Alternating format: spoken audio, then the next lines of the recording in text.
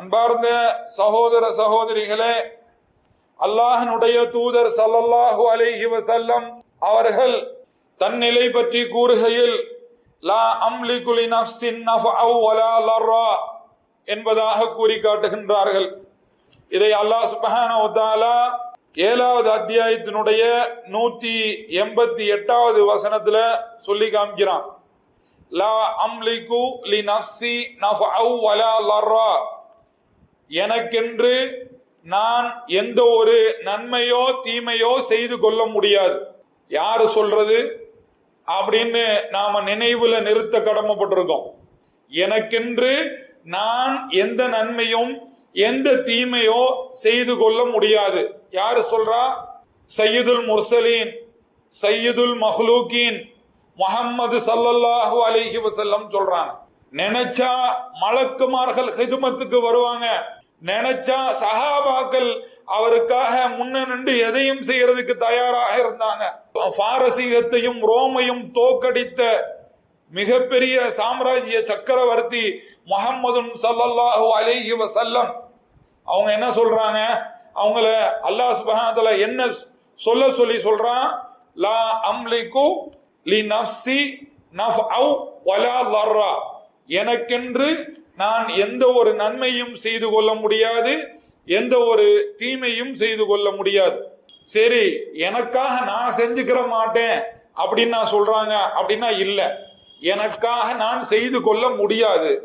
அதே மாதிரி நான் உங்களுக்கும் எதுவும் செய்ய முடியாது அப்படிங்கிறத சூரா ஜின்னுல 72வது அத்தியாயத்தினுடைய 21வது வசனத்துல சொல்லி காமிக்கிறாங்க. அல்லாஹ் சொல்லி சொல்றான், குல் இன்னி லா அம்லிகு லக்கும் தர்ரவ் வலா ரஷதா, உங்களுக்கு நான் எந்த ஒரு நோவினையும் செய்ய முடியாது, உங்களுக்கு நான் எந்த கெடுதியும் பண்ண முடியாது, உங்களுக்கு நான் நினைச்சா உங்களை நேர்வழிப்படுத்தி உங்களுக்கு நல்ல ஐடியா கொடுத்து உங்களை செழிப்பாக்கிறவும் முடியாது. ரஷதா, உங்களை நான் நுட்பமான அறிவோடு உங்களை எக்யூப் பண்ணவும் முடியாது அப்படின்னு சொல்லி காமிக்கிறான். எனக்கும் நான் எதுவும் செஞ்சுக்கிற முடியாது, உங்களுக்கும் நான் எதுவும் செய்ய முடியாது, எனக்குன்னு எதுவும் சக்திகள் கிடையாது, எனக்குன்னு எந்த சக்தியும் கிடையாது.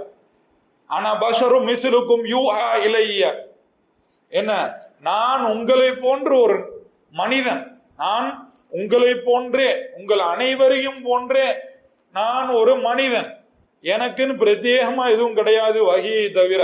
எனக்கும் உங்களுக்கும் உள்ள பெரிய வித்தியாசம், முக்கியமான வித்தியாசம் என்ன அப்படின்னா, என்னை அல்லாஹ் தேர்ந்தெடுத்து எனக்கு வஹி அனுப்புறான், இவ்வளவுதான் வித்தியாசம். மற்றபடி எனக்கு நன்மையோ தீமையோ நான் செய்து கொள்ள முடியாது, உங்களுக்கு நன்மையோ தீமையோ நான் எதுவும் செய்ய முடியாது. இதுதான் நபியினுடைய நிலை, நபியின் தலைவர்களுடைய நிலை, மிஅராஜ் பயணத்துக்கு சென்ற நபியினுடைய நிலை, அல்லாஹுவுக்கு மிக பிடித்தமான நபியினுடைய நிலை, கலிமாவிலே ஒரு பகுதியாக அல்லாஹ் ஏற்படுத்தி வைத்த முஹம்மதுன் ரசூலுல்லாஹ் என்ற நபியினுடைய நிலை. நம்ம எல்லாரும் ஏற்றுக்கொண்ட ஒரு விஷயம், எல்லாருக்கும் எந்த ஒரு முஸ்லிமுக்கும் தெரியாத விஷயம் கிடையாது, இது எல்லாத்துக்கும் தெரிஞ்ச விஷயம். என்னது? ஈசா அலைஹி வஸலாம் அவர்களிடம் யாராவது உதவி தேடினால் அந்த நபருடைய நிலை என்ன? ஈசா அலைஹிஸ்ஸலாமிடம் உதவி தேடினால் அந்த நபருடைய நிலை என்ன? ஈசா அலைஹிஸ்ஸலாமை எனக்கு உதவிக்கு வாருங்கள் என்று ஒருத்தர் அழைத்தாரே, ஆனால் அவருடைய நிலை என்ன? காஃபிர். அப்படிங்கும் போது முஹம்மது ஸல்லல்லாஹு அலைஹி வஸல்லம் எனக்கு உதவிக்கு வருவாங்க, இல்ல இந்த அவுலியா உல்லா எனக்கு உதவிக்கு வருவாங்க அப்படின்னு நினைக்கிறது எவ்வளவு பெரிய குற்றம்.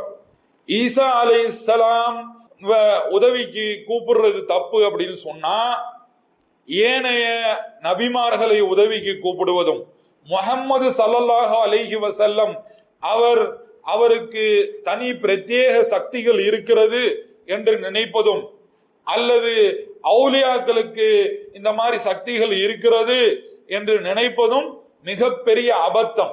ஷிர்கு குஃப்ர், ஷிர்கு குஃப்ர்.